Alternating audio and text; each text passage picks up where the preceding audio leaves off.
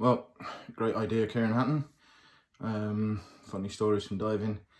I've one to share that might be a little bit more off the wall, interesting, but see how we go. So a couple of years ago, as part of my day job, I was running a leadership development conference in Croatia, and decided that I would get a couple of cheeky days diving in before I started the conference, and maybe a couple of cheeky days afterwards.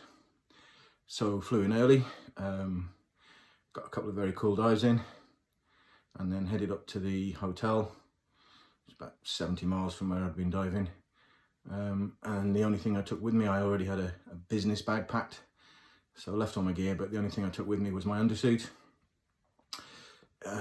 It had been diving the week before, wasn't the sweetest thing in the world, so I thought I'll get that done in the hotel laundry, everything will be cool. I'd also been trialling a new suit to protect the names, I suppose, as we've been doing. We'll call them -14. And the only downside to this new suit is didn't have a P-valve, but you know, I'm sure that added to the piquancy of the undersuit, and yeah, we got through it. So we got to the hotel. You know, it was a big multinational client, and we booked a really nice hotel.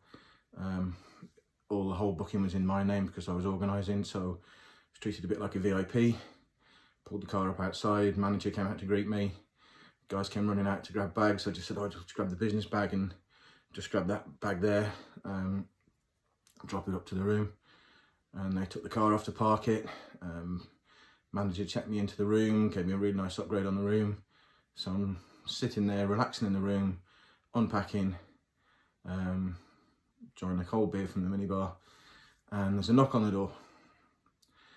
And there's a guy at the door looking a bit nervous and carrying a tray with a big silver dome over it. I'm thinking, why would you want a big silver dome over a tray? Maybe it's some complimentary fruit, I don't know.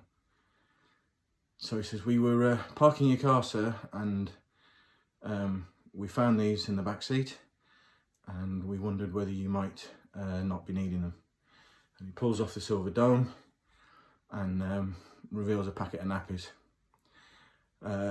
which I'd obviously had to be using because I'd no P-valve, but I'm sure that the discussion when they discovered these on the back seat in the parking valet about whether they should send them up to me and how they should do it must have been quite entertaining.